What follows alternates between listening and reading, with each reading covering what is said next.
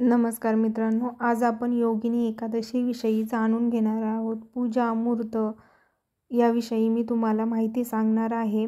माहिती आवडल्यास चॅनलला लाईक, शेअर, सबस्क्राईब करायला विसरू नका आणि कमेंटमध्ये नक्की लिहा रामकृष्ण हरी. हिंदू धर्मात एकादशी तिथी अधिक पूजनीय मानली जाते. या एकादशीला मोक्षदायिनी एकादशी असेही म्हटले जाते.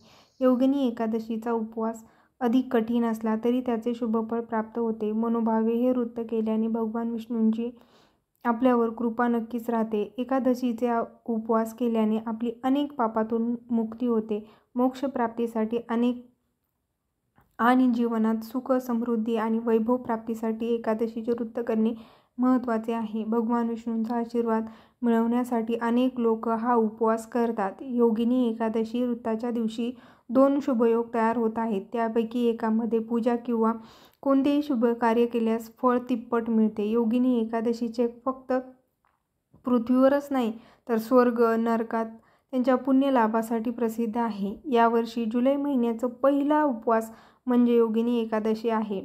दरवर्षी ज्येष्ठ महिन्यातील कृष्ण पक्षातील एकादशीला योगिनी एकादशीचे व्रत केले जाते. योगिनी एकादशी व्रताच्या उपासाचा मुहूर्त, व्रत करण्याची वेळ आणि धार्मिक महत्त्व काय आहे ते आपण पुढील प्रमाणे जाणून घेणार आहोत.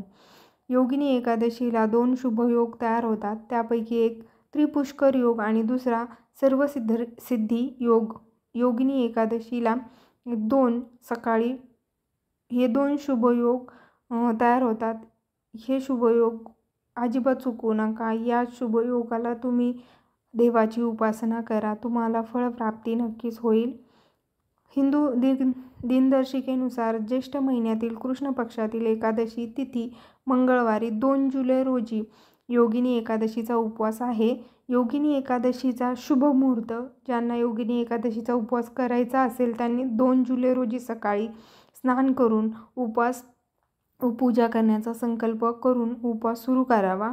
सकाळी 5:27 पासून दिवस 7 कधीही भगवान विष्णूंची पूजा करू शकता. सकाळी 8:42 पासून श्री विष्णू पूजेसाठी शुभ फळदायी वेळ आहे. योगिनी एकादशीला 2 शुभयोग तयार होतात.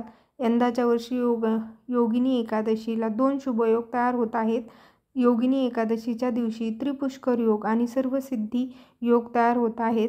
सर्वसिद्धी योग 2 जुलै रोजी पहाटे 5:27 ते दुसऱ्या दिवशी 3 जुलै रोजी पहाटे 4:40 पर्यंत आहे. तर त्रिपुष्कर योग 2 जुलै रोजी सकाळी 8:42 ते 3 जुलै रोजी पहाटे 4:40 पर्यंत आहे. धार्मिक मान्यतेनुसार सर्वसिद्धी योगात केलेले कार्य यशस्वी ठरते, तर त्रिपुष्कर योगामध्ये पूजा, दान, यज्ञ किंवा इतर कोणतेही शुभ कार्य केल्याने फळ तिप्पट मिळते. त्रिपुष्कर योगामध्ये योगिनी एकादशीचा उपवास करणे चांगले मानले जाते. 2 जुलै रोजी उपवास करणाऱ्यांनी दुसऱ्या दिवशी 3 जुलै रोजी उपवास पूर्ण करावा. उपवास सोडण्याची वेळ पहाटे 5:28 ते 7:10 पर्यंत आहे. एकादशीच्या दिवशी सूर्योदयापूर्वी उठून स्नान करावे आणि स्वच्छ वस्त्र परिधान करावे. घरातील मंदिरात श्रीविष्णूंची मूर्ती किंवा फोटो ठेवावा. श्रीविष्णूंच्या फोटोजवळ फुले, तुळस, धूप, तूप, मध इत्यादी अर्पण करा. दिवसभर जल किंवा सात्विक आहार घ्या.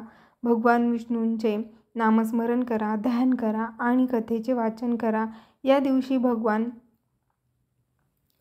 विष्णू आपल्या भक्तांना शुभ आशीर्वाद देतात. या दिवशी गरीब आणि गरजू व्यक्तींना अन्नदान करा. द्वादशी तिथीला स्नान करून भगवान विष्णूंची पूजा करा. ब्राह्मणाला अन्नदान करून उपवास सोडा. योगिनी एकादशीचे महत्त्व. पौराणिक कथेनुसार योगिनी एकादशीच्या दिवशी विष्णूंचा उपवास आणि उपासना केल्याने व्यक्तीला मृत्यूनंतर स्वर्ग प्राप्त होतो. त्याची सर्व पापे नष्ट होतात. त्याला श्रीहरीच्या जगात स्थान मिळते. जीवन मृत्यूच्या फेऱ्यातून मुक्त होऊन मोक्ष प्राप्ती करतो. भगवान श्रीकृष्णांनी युधिष्ठिरांना योगिनी एकादशीचे महत्त्व सांगितले होते. हे उपवास करणाऱ्याला पृथ्वीवर सर्व प्रकारचा सुख प्राप्ती होते आणि धार्मिक श्रद्धा आहे. हा उपवास करणाऱ्या व्यक्तीला पृथ्वीवर सर्व प्रकारचे सुख प्राप्त होते, अशी धार्मिक श्रद्धा आहे.